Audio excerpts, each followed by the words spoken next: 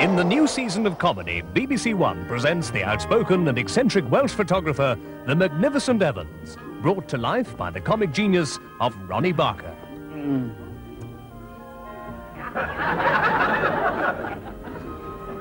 Tell you what, love, better put a veil back. You won't see my face at all. Listen, love, if you've got nothing in the front room, it's best to draw the curtains, isn't it? A brand new series starring Ronnie Barker as the magnificent Evans, coming to Thursdays on BBC One.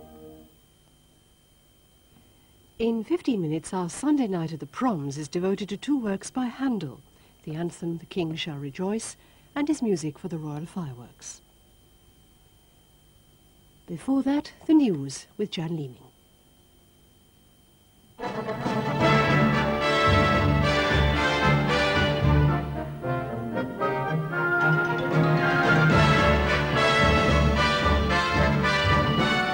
The French ship, which sank after colliding with a Channel ferry, had radioactive waste on board. Ships and fishing boats have been warned. Dockers at the port where the last national strike began vote to stay at work. The IRA attack a part-time soldier, his wife and baby daughter. And the beauty show where only the scruffiest get the prizes. There's increasing concern tonight over the safety of the wreckage of a French ship, which sank after colliding with a British ferry near Ostend yesterday. The ship, the Mont Louis, was carrying nuclear waste. It was in collision in fog with the passenger ferry, the Ola Britannia. Tonight, the Ministry of Agriculture and the Belgian Coast Guard are warning ships not to pick up any wreckage from the ship. The owners of the British ferry said they would do everything in their power to ensure the safety of the passengers and crew. The collision happened when the ferry was en route to Sheerness. The French ship was taking nuclear waste to the Soviet port of Riga for disposal. The two ships collided about 10 miles off Ostend. The owners of the French vessel say it was carrying containers of uranium hexafluoride gas, which is used for making enriched nuclear fuel. It's extremely poisonous, and though it's only weakly radioactive, it can explode on contact with water. The company says the containers are made of 2-inch thick steel plate and can remain submerged without damage for a year. And the French government has taken samples of the water around the sunken vessel, which show there's been no leakage so far. The other ship, the car ferry Ola Britannia, was only slightly damaged and travelled on to Sheerness.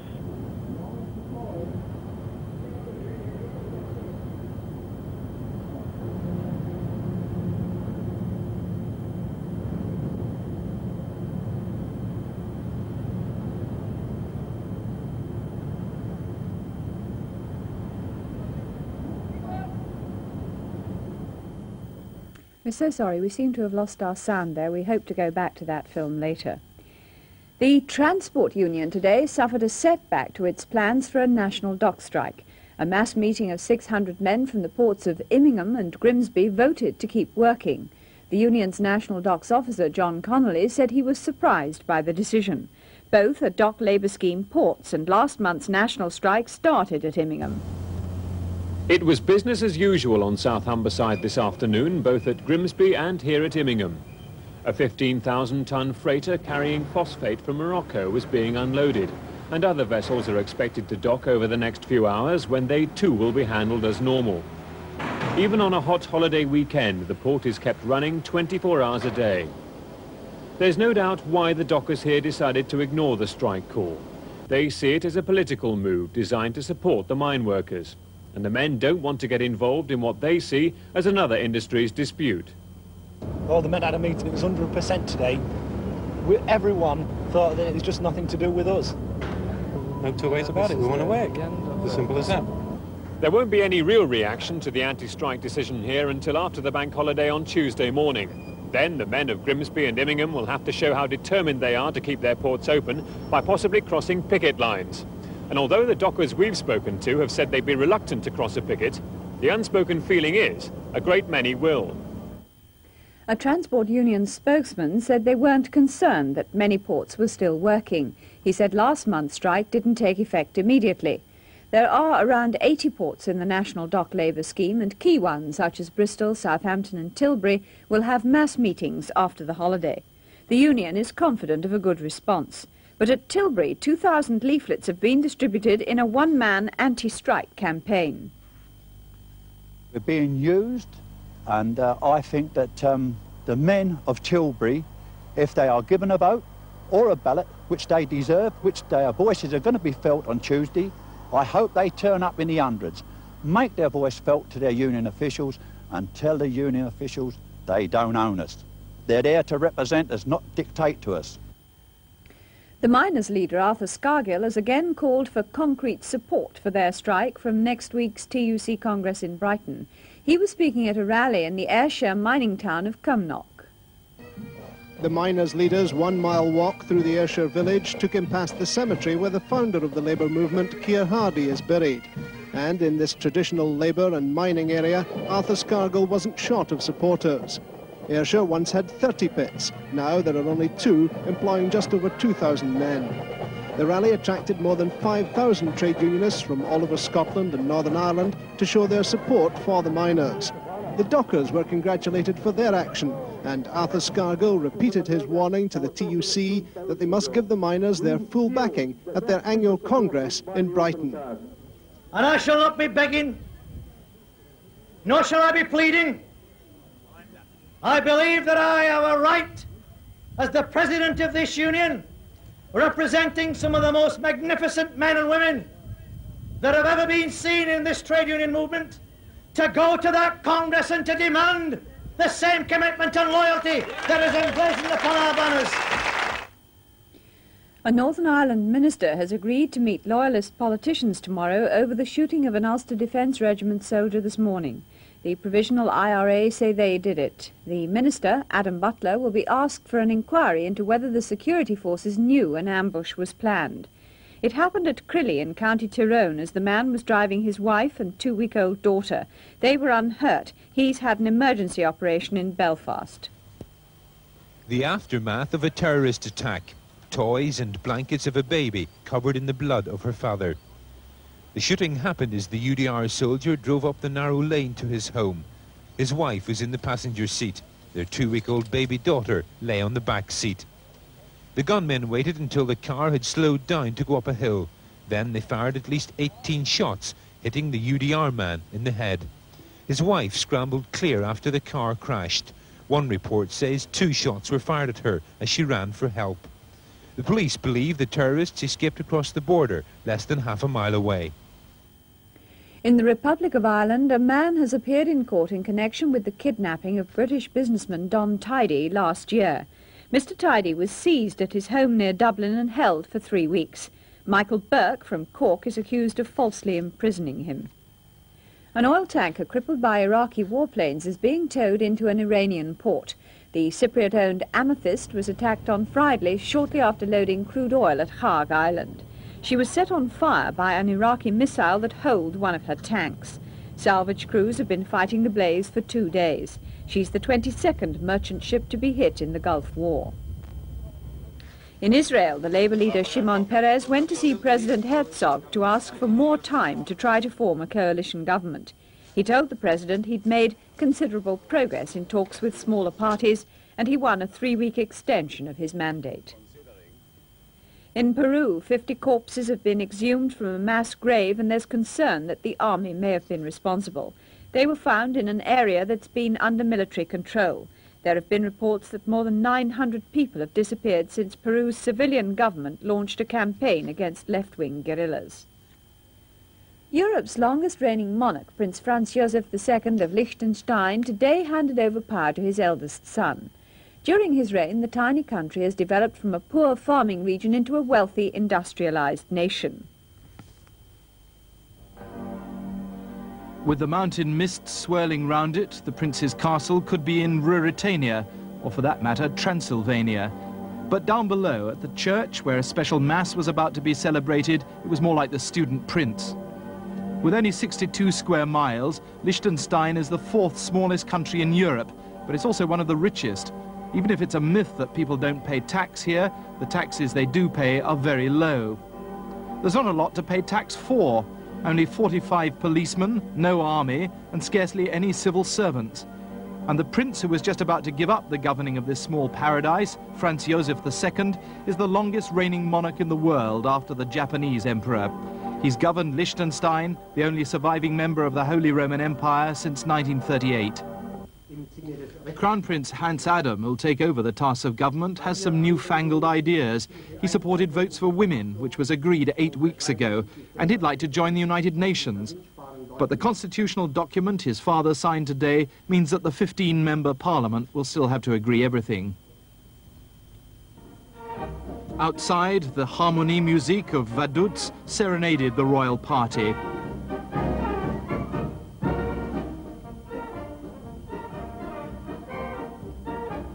In a way, it's the end of an era, but the new one that's just starting doesn't really look much different. 500,000 people are expected to take part in the annual Notting Hill Carnival, which began today. As in previous years, the festivities are colourful and noisy. Roger Parry has been there. Today's carnival highlight was the children's procession. The usual highly decorated floats and steel bands were much in evidence.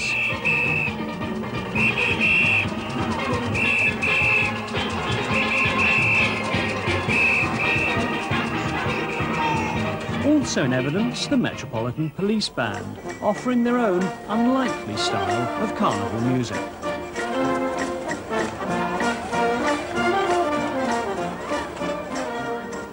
This year's carnival covers a greater area of Notting Hill than ever before and is expected to attract the largest ever crowd. Police are following last year's successful policy of keeping a low profile and joining in the spirit of the occasion. Tomorrow is the big day, with the main procession in the afternoon.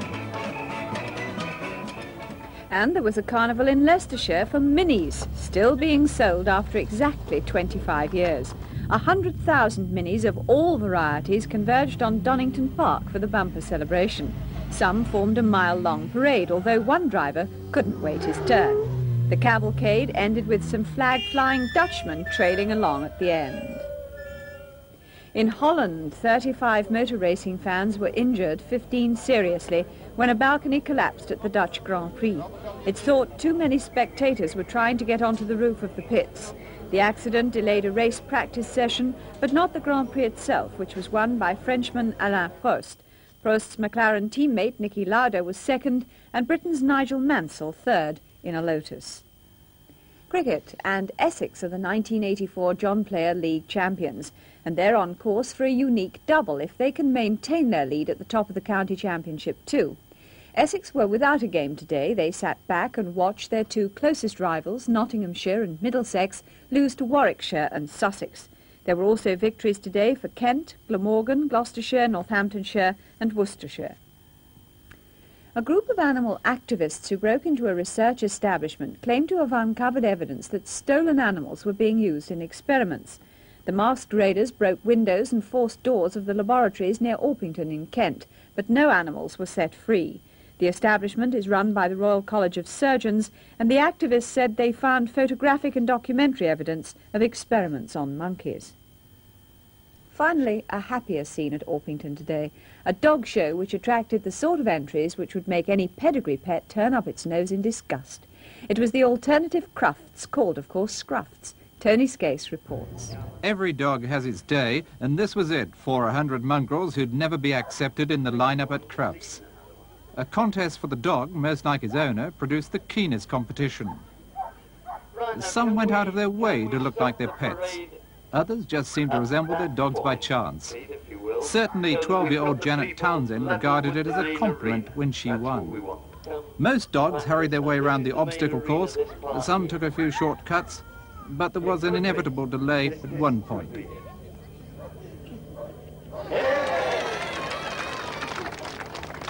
The supreme champion, the scruffiest dog in show, was Bundle from Coulsdon in Surrey. The £500 prize should help to smarten his appearance. And that's all from the newsroom this weekend. From me, good night.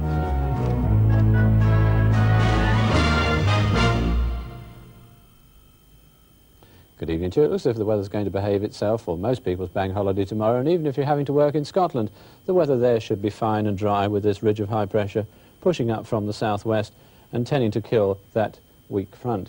In fact, if we look at tonight, first of all, that weak front has produced a few showers recently, 1 or 2 thunderstorms as a matter of fact, but they're going to die away quite soon now. And most places will have a fine and dry night, rather on the misty side in central and eastern areas, still quite cloudy in the west.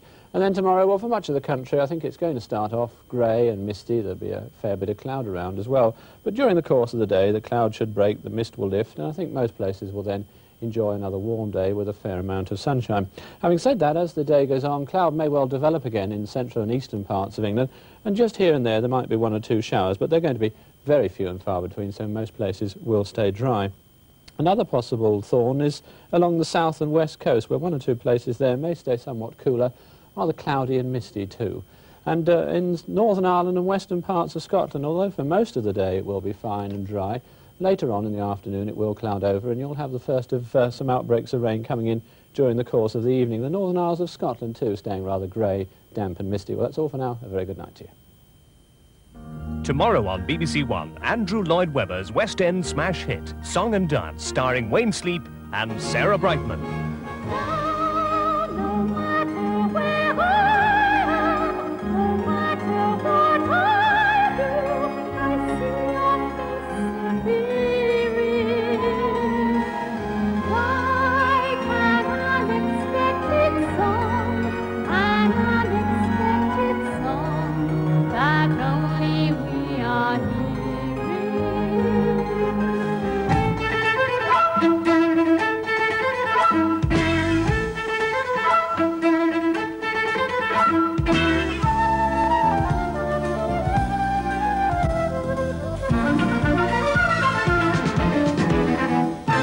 The world television premiere of Song and Dance, tomorrow at 9 o'clock on BBC One.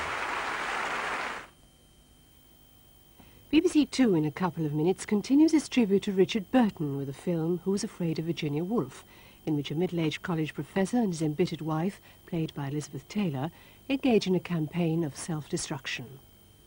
Here in 40 minutes we discover how the fame of Britain's favourite Cockney of the theatre became international in the world of Stanley Holloway. But now we turn our attention to Handel, and 2 of his works to be performed in our Sunday night at the Proms.